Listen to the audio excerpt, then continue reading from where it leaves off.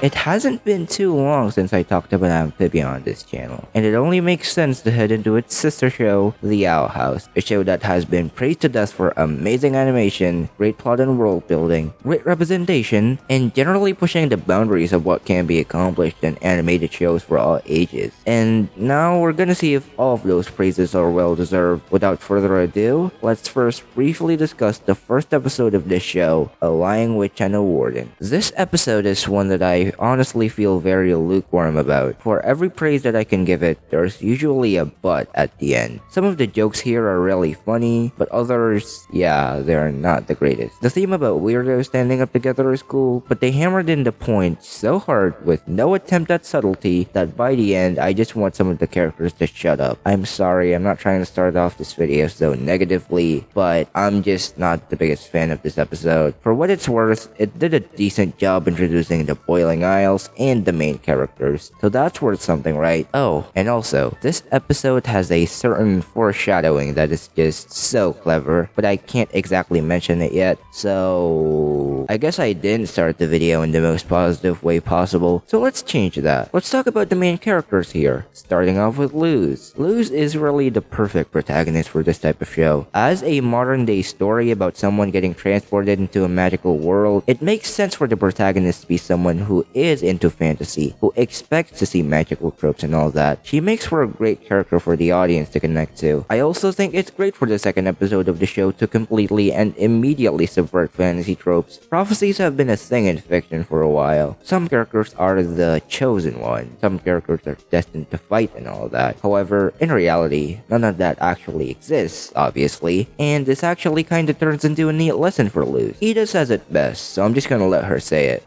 Look, kid, everyone wants to believe they're chosen. But if we all waited around for a prophecy to make us special, we'd die waiting. And that's why you need to choose yourself. Throughout the course of the show, Luz doesn't really change that much. Like, yeah, she learns life lessons throughout the show, but she's more like one of those main characters who mainly changes others rather than being the one who changes herself, which is something that I'm perfectly fine with. I quite like it, in fact, as a Sonic fan myself. However, there are still some character arcs that are worth mentioning here. Luz's journey is more so one of self-acceptance rather than she herself needing to drastically change her personality. This was mostly tackled in the first episode, but this does get touched upon later on from time to time. Luz also has a sort of overfixation over fantasy, where she would repeatedly expect things to play out how they would in fiction, despite this being reality. Well, it's not. Obviously, this is a cartoon. Look, the point I'm making here is that Luz gets over her head every once in a while. I think it's great that they managed to have Luz have an arc about accepting herself without outright glorifying her or making her perfect. This perfect balance is actually another reason why I like Anne so much, but now is not the time to talk about the funny frog show. There are some more things to discuss about Luz, of course, but let's save that for later. So, for now, let's talk about another main character, and one in particular that changed quite a lot during her time with Luz. Of course, I'm talking about Ida, the Owl Lady. Ida is honestly such a fun character to watch. She's not the most morally correct all the time, she's a bad girl, and she knows it, and she loves it. She's such a sassy and enjoyable character to be around, but she can also be smart and she can take things seriously if it demands it. If there's one gripe that I have with her, is that she's kind of inconsistent with her mentality of being on the run. Sometimes she uses a disguise, sometimes she doesn't. Sometimes she keeps a low profile, and on other times she just freaking shouts her name out loud. It's something minor, but it kinda takes me out of the show from time to time. There's also one elephant in the room about Ida that I haven't addressed, and that is, why is she called Ida the Owl Lady? Well, dear viewers, this is why.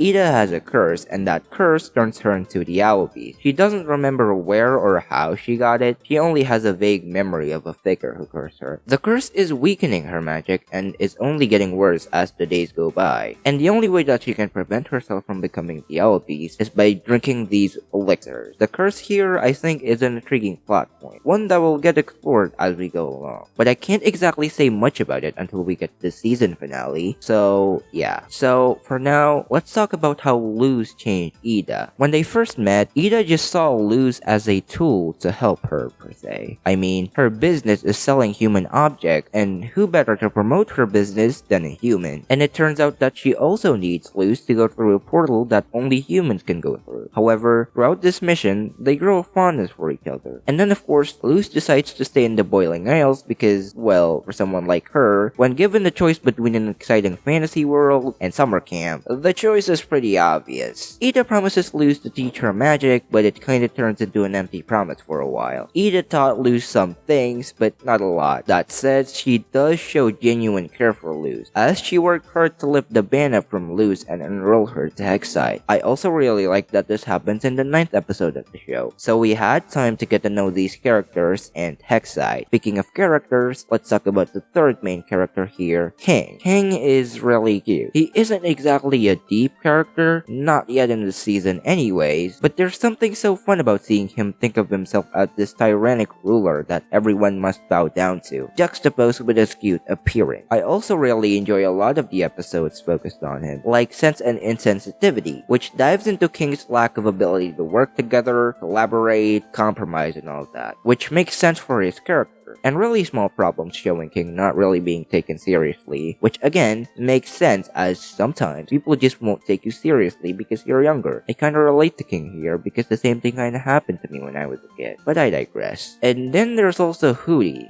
Okay, moving on. In all seriousness, I don't dislike Hootie. I actually kinda like him. He's funny and charming, but there's not really anything else I can say about him, so yeah. Anyway, the dynamic between Luz and King is something that I really enjoy. Despite not always taking him seriously, you can definitely see here that Luz cares for King. It's pretty charming. The relationship between Ida and King is also pretty charming. They don't always agree with each other. Ida doesn't really take King seriously sometimes, and King disobeys Ida sometimes. But deep down, they all care for each other. After all, Us weirdos have to stick together. the main characters here and the dynamic between them are just so charming and enjoyable. I could go on, and I will later on, but I think I should move on to some of the side characters now. Of course, the first thing that would come to mind when thinking of the side characters from the Owl House is Hexside. This is where a lot of the important side characters from the show come from, and it's where Luz eventually studies as well. Sort of. Okay, this is where we should dive into how magic is performed in this show. Witches all have a stack in their heart that allows them to perform magic. Luz, of course, doesn't have this because she's a human. However, Luz discovers a unique way to cast magic that wild witches used way back in the day. Luz casts magic by using the glyphs that she learns from the environment, and I really like this. It's a very creative way of casting magic, and it allows kids to imagine themselves casting magic by drawing the glyphs. It's pretty fun. But this kinda conflicts with Hexside. See, Hexside teaches students to cast magic the more ordinary way. And while this works for the other characters, what exactly does Luz gain from going to Hexside? After all, the way that she performs magic isn't taught in Hexside. And the way that magic is taught in Hexside isn't something that Luz can perform. These two things just conflict with each other. I'm not saying they shouldn't have a magic school here. I enjoy those types of stories. They're the reason why I love Little Witch Academia so much after all. I just feel like it would have been better had these concepts actually work in tandem with each other instead of against. Enough tangent though. I do think that Luz's friends are pretty good characters, so let's talk about them by first discussing the first one that Luz met, Willow Park. The first time we meet her, Willow is shown to have self-esteem issues, constantly getting belittled and called half a witch Willow by her friend. And the first person that we see do this to her is Amity Blight, and we'll get to her shortly. Willow is actually a really talented witch, but her talent has never really gotten the chance to shine through, because her parents want her to study in the Abomination track when her talent actually lies in plant magic. I find Willow to be a fun character, but she isn't exactly the one who gets the most development. She grows a bit of self-esteem in her first appearance, but after that, well, we get to see a bit more of her bitter relationship with Amity, but she isn't exactly the focus of an episode again until Understanding Willow. A fan favorite episode, and definitely one of my favorites as well. But before that, we're gonna have to talk about a certain girl you might know about. She has straight hair, she gets straight A's, but she's definitely not a straight girl. Of course, I'm talking about Amity Blight.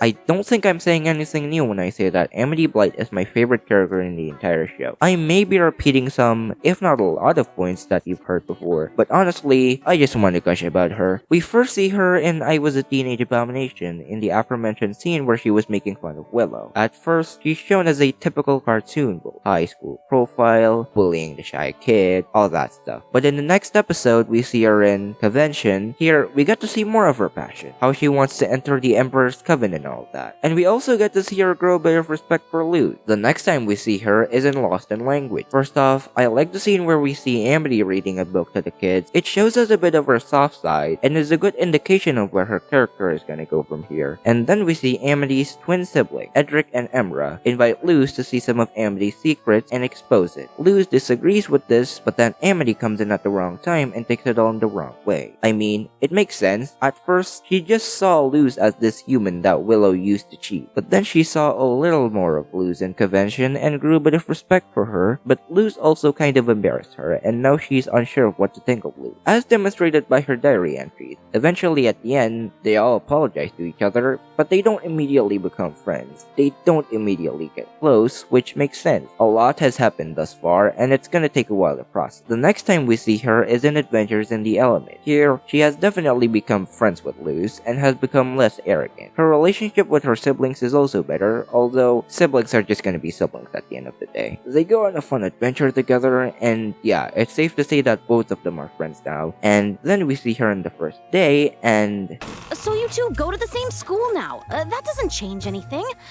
Huh? Amity developing feelings for Luz is something that I see people criticize for being rushed, but I'm gonna have to disagree here. It all happened quite quickly, yes, but I wouldn't necessarily call it rushed. In a way, Luz has sort of become a symbol of light to Amity. After all, that's what the meaning of her name is. But what do I mean by this? Well, the best way to dive into that would be to first dive into the next episode that she appears in. You guessed it, Understanding Willow. This is the episode that does a deep dive into Amity's and Willow's past, and it is great. We get to see the times when Amity and Willow were close friends, and how and why their friendship fell apart. If you notice in some of these episodes, when Basha or some of the other bullies try to insult Willow, Amity usually just says a line instead of adding any fuel to the flames, when she could have insulted Willow more. I'm a blight. We only associate with a select few. Keep annoying me though. I'm happy to select fewer. Leave her alone. It's not her fault she was born without talent.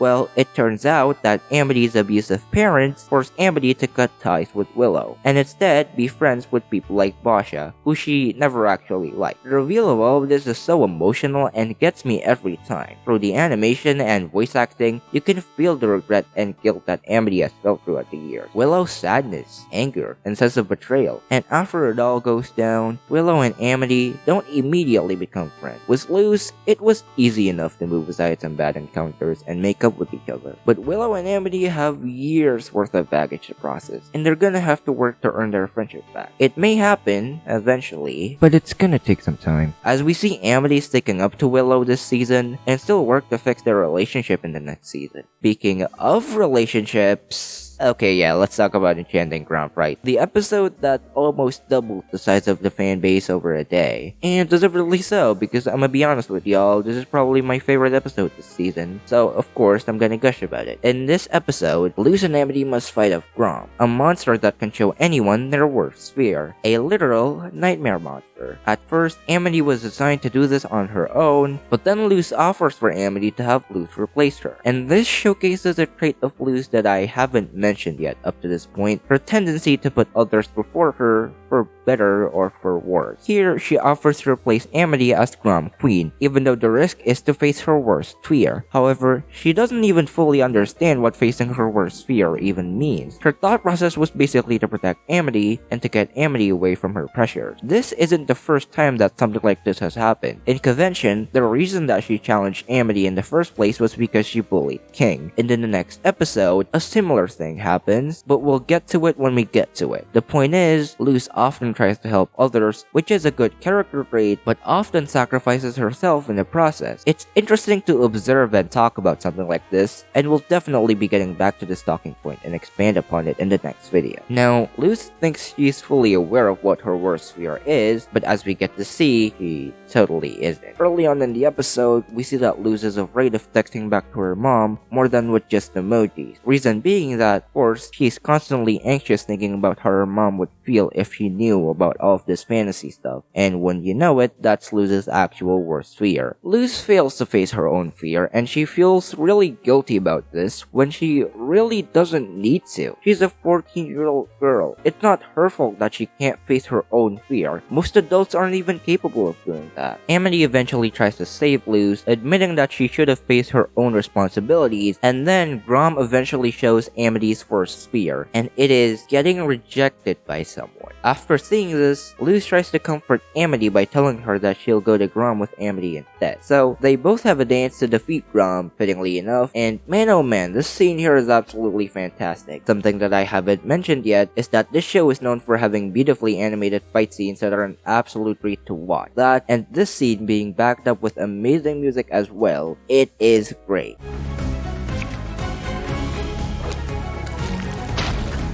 And so, they all defeat Grom, and we get to see that the one that she wanted to ask the Grom is Luz. Let's just think for a second that her worst fear is getting rejected by Luz. Not failing to enter the Emperor's Coven, not related to her parents or whatever, none of that stuff. Getting rejected by Luz is her worst fear. This demonstrates how much Luz changed Amity's life in a short amount of time. And once again, no, I don't think this is rushed. Like I said, despite having some not so good encounters at first, at the end of the day, Luz and Amity have only just met. They're not gonna have deep emotional baggage to process like Willow and Amity would. So Luz and Amity becoming friends makes sense. And then Amity gets to see that Luz has similar interests as her, which is even more reason for them to grow closer. And then Amity gets to see Luz's bravery and adventures in the elements, despite her being impatient and kind of naive from time to time. This makes it so that Amity kinda has a soft spot for Luz. So in the first day, she's now processing the fact that she is in fact in the same school as Luz, the person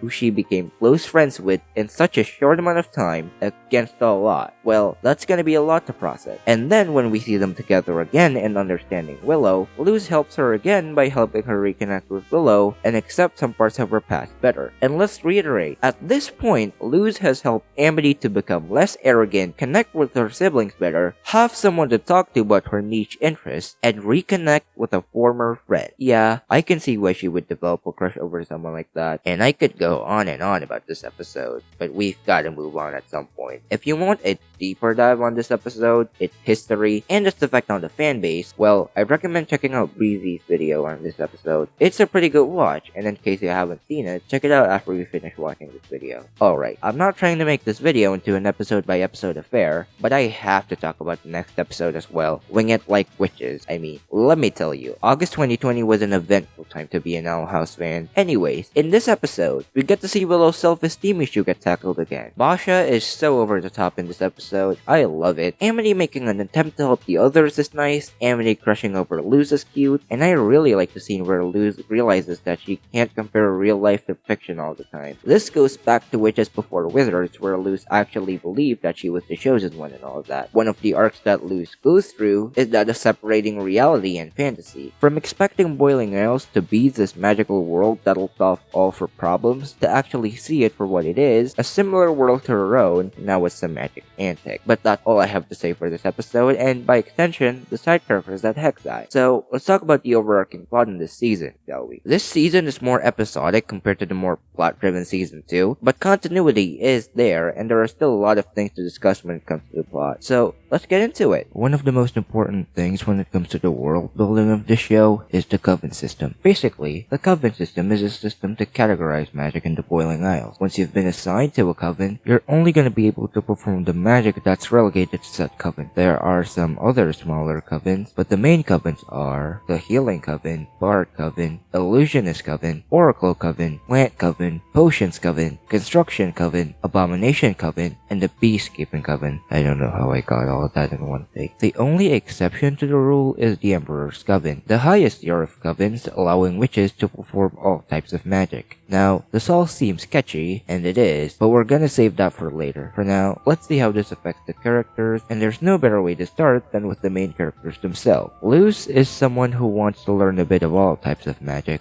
but of course, the coven system doesn't allow that. Then Luz discovers some other students that want to practice multiple types of magic, and then, after saving Principal Bump, he just allows them to learn whatever they want. I get Bump feeling remorseful for not letting the students learn whatever they want, and then that knowledge that the students weren't able to learn actually saved him, but like, this is just way too hard to believe. Even if he wants to let the student learn as much as they want, shouldn't the authorities at the Emperor's Coven have more control? Whatever. Let's just move on, I suppose. I have a bit more to say on how the coven system affects Ida. Back when she was a Hexside student, Ida wanted to learn every type of magic, similar to Luz. However, she was not allowed to, and she was assigned to the potion track instead. Also, she later became a wild witch, and now has the ability to perform all types of magic with little restriction, thus making her The most powerful witch on the Boiling Isles. Being a wild witch, and against the law, the Emperor's Coven is always on the hunt for her, and this brings up a certain character that I haven't mentioned yet, Edalyn Clawthorne's sister, Lilith Clawthorne. Lilith is a character that I'm honestly mixed about. I like some parts of her, but I also really don't like some things about her. Her introduction and convention was really good. She was introduced as a good threat, yet not over the top, which is fitting. The incredible fight scene definitely gives it an edge as well. But then, her next appearance is in Once Upon a Swap, and she is just a complete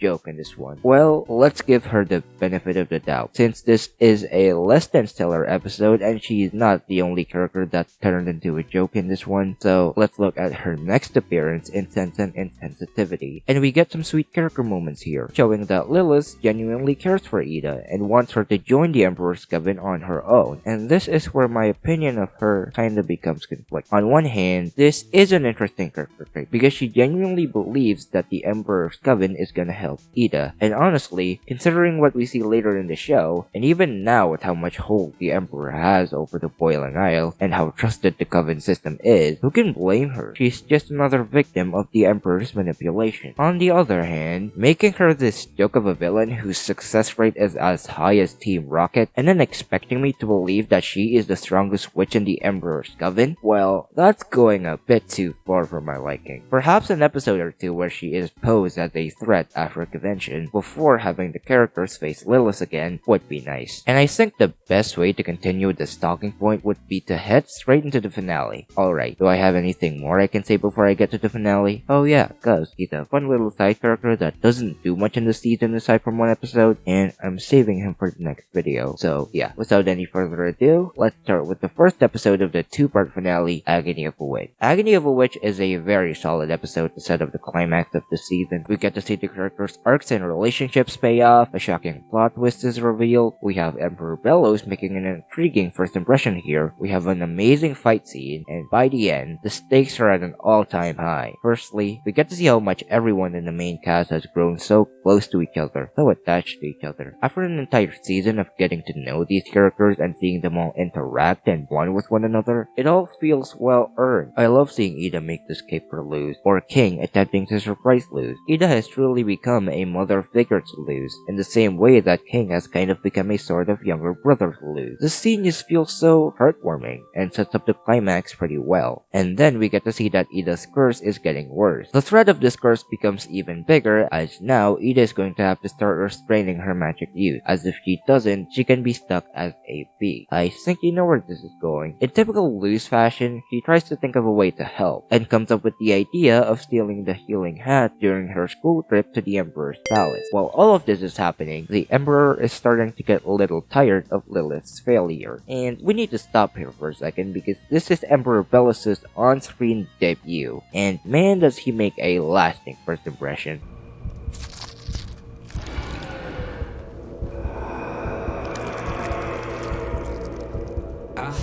That's better. Literally, the first thing that we see him do is cut open a talisman. These things that have been established as their own creature with their own minds and feelings and drain all of the magic inside of it. That's one heck of a way to make a debut. Anyway, Lilith promises Bellows that she will capture Ida this time, and I think you know where this is going. Luz gets busted and Lilith sends a message, or more specifically, a threat to Ida. So Ida arrives at the Emperor's Coven in order to save Luz, and we get hands down the best fight scene yet. Truly one of the best that animation has to offer in recent memory, and that's not to be taken lightly. From the smooth animation to the intense atmosphere on how Ida has to constantly protect Luz while battling, or just seeing these two sisters having probably the most intense battle of their life, and then having the thought that Ida's magic is limited beyond the back of the viewer's mind as they watch this just makes it all the more intense. This battle, of course, is not only draining physically, but also mentally. Ida constantly being looked down upon because of her status as a wild witch, Lilith constantly losing against her sister and constantly being belittled, and now all of that right, all of those years of not so healthy sibling relationships that have been bottled up is finally coming out, and thus a deep secret is revealed. Maybe you are stronger than me, but that made me work smarter. I became sharp, crafty, a lapdog for a tyrant! You always thought you were better than me, that I could never beat you in anything. I am better than you. Then why were you so easy to curse? It turns out that Lilith was the one who cursed Ida this whole time. I want to wait until we get to the next episode to talk about this twist further, but I do want to talk about the reveal of it. Some might argue that this reveal was anticlimactic, and that there wasn't enough build-up or foreshadowing. While I do agree that some more build-up to this would be nice, I don't really mind the way that it is revealed. It makes sense that after bottling up the secret for years, and then having to deal with this emotionally intense fight, I can see why she would accidentally throw that out. Plus, we know that Lilith is hiding something ever since her debut, so yeah, I don't mind the reveal of the twist. Now, let's get back to the episode. After this gut punch of a reveal, Ida loses control over emotion, magic, and, you guessed it, her curse. I mean, who can blame her? How shocking must it feel to find out that the person who secretly cursed you was your sister the whole time. Your sister that you loved and cared for years in spite of everything. Now, their bond is all broken. Even if they try to repair it, it'll never be the same as it once was. Ida is enraged by all of this, and unfortunately, that brought out the beast inside of her. Before she's fully absorbed by the curse, in her last moment, she saves Luz and tells her this. All right, kid. Listen to me. I'm going away, and I don't know if I can bounce back this time. Watch over King. Remember to feed Hootie. Please, no! And Luz, thank you for being in my life.